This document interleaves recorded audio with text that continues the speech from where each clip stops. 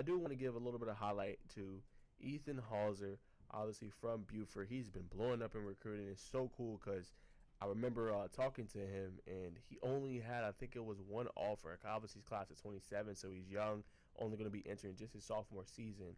But I just remember writing an article on him, and I said, well, this is one to watch. Obviously, he's going to be on campus. He's going to be visiting Georgia Tech.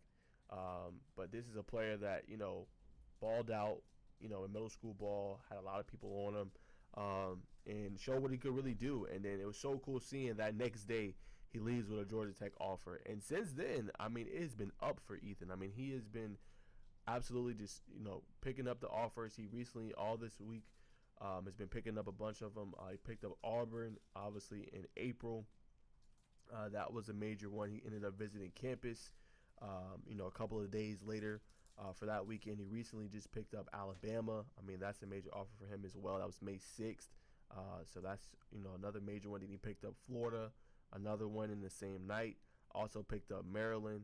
That was another major offer for him. And then recently, West Virginia. And then last but not least, obviously, after visiting Auburn a couple times, picking up Auburn. So special shout out to him, man. I know that's super cool to see. Obviously, Buford is always very talented at their skill position groups, whether that's receiver, DB, safety,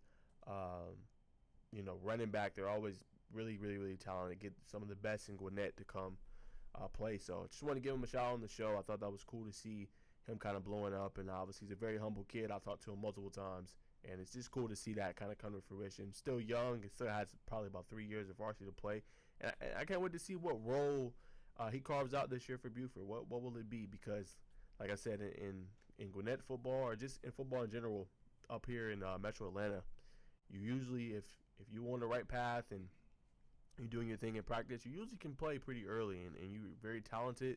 You usually pick it up pretty early. Like I said,